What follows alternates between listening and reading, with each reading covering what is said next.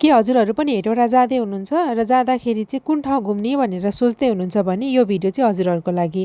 High everyone, welcome to my mini vlog. म पनि हेटौँडा मेरो बहिनीको काम परेर गएको थिएँ अनि हामी दिदी बहिनी चाहिँ अब गएको बेलामा घुमाउन भनेर चाहिँ कहाँ जाने भनेर सल्लाह गर्दै थियौँ। अनि त्यही सल्लाह गरेको सुनेर चाहिँ अटोवाला अङ्कलले तिमीहरू घुम्नै जाने भयो, म एउटा ठाउँ लिएर जान्छु भन्नुभयो। अनि कुन ठाउँ भनेको त हेटौँडाको त्रिवेणी धाम रे। कस्तो रहेछ त, जाऊँ न त भनेर हामी दुईजना चाहिँ लाग्यो त्रिवेणी धाम घुम्नको लागि। त्रिवेणी धाम चाहिँ खासमा एउटा धार्मिक स्थल रहेछ अनि यसमा चाहिँ 108वटा धारा पनि रहेछ। अनि त्यसपछि हामी गयौँ घुम्नको लागि। यहाँनिर चाहिँ मन्दिरहरू पनि रहेछ अनि हामीले दुई चारवटा फोटो खिच्यौँ, भिडियो सिडियो पनि बनायौँ। अनि यहाँ चाहिँ सानसानो पोखरीहरू पनि रहेछ। पोखरीमा चाहिँ कस्तो मजाले कमलको फुल अनि त्यसपछि कछुवा माछाहरू पनि थियो। मन्दिरबाट अलिकति माथि गइसकेपछि यहाँनिर चाहिँ पार्क पनि रहेछ। त्यो पार्कमा जानको लागि चाहिँ टिकट काट्नुपर्ने रहेछ, पर पर्सन 60 रुपिज। हामीले चाहिँ दुईजनाको टिकट काटेर हामी लाग्यौँ भित्र जाने बित्तिकै चाहिँ त्यहाँ ठुलो पोखरी पनि रहेछ, बोटिङहरू पनि हुने रहेछ पोखरीमा चाहिँ। हामीले चाहिँ बोटिङ गरेनौँ। अनि त्यसपछि चाहिँ भित्र राम्रो राम्रो पार्कहरू पनि रहेछ, बस्नको लागि ठाउँहरू। यहाँसम्म आइपुग्दाखेरि चाहिँ खासै स्पेसल चाहिँ केही पनि लागेको थिएन मलाई, त्यही पार्क र पोखरीहरू मात्रै थियो। तर अलिकति भित्र गएपछि चाहिँ यहाँ एउटा म्युजियम पनि रहेछ and the museum was just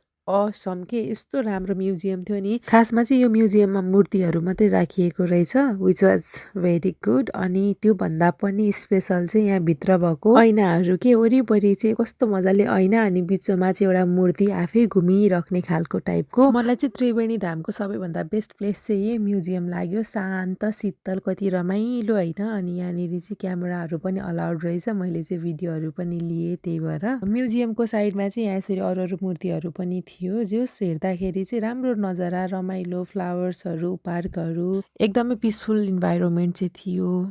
अनि यहाँबाट हामी फर्केर सिधै गयौँ बस पार्कमा। हामीले चाहिँ बिहानदेखि केही खाजा खाएको थिएन, अराउन्ड 3 बजिसकेको थियो हामी पार्कमा पुग्दाखेरि। अनि जाने बित्तिकै हामीले खायौँ हाम्रो फेभरेट चटपटे। चटपटे चाहिँ कस्तो मिठो थियो कि, यो चाहिँ बस पार्कको छेउमै भएको चटपटे पसल। अनि यहाँ चाहिँ हामीले मोमो पनि ट्राई गऱ्यौँ, तर मोमो चाहिँ सोचेको जस्तो मिठो लागेन। अनि बस पार्क एक्सप्लोर गर्दै हामी लाग्यौँ पानीपुरी ठेला खोज्नको लागि। अनि घुम्दै जाँदाखेरि बल्ल एउटा पानीपुरी ठेला भेट्यो, त्यहाँ गएर चाहिँ हामीले पानीपुरी खायौँ। पानीपुरी चाहिँ बबाले मिठो थियो। पानीपुरी खाँदा पनि हाम्रो पेट चाहिँ अगाएको थिएन। अनि त्यसपछि हामी गयौँ अर्को होटेल खोजेर खाजा खानको लागि। अनि खाजामा चाहिँ हामीले खाजा सेट मगाएको थियौँ अनि मजाले दिदी बहिनी बसेर खायौँ। टन्न भइसकेपछि 4 बजेको गाडी चढेर चाहिँ हामी घर फर्क्यौँ। आजलाई यति नै। Thanks for watching, see in the next video, bye by.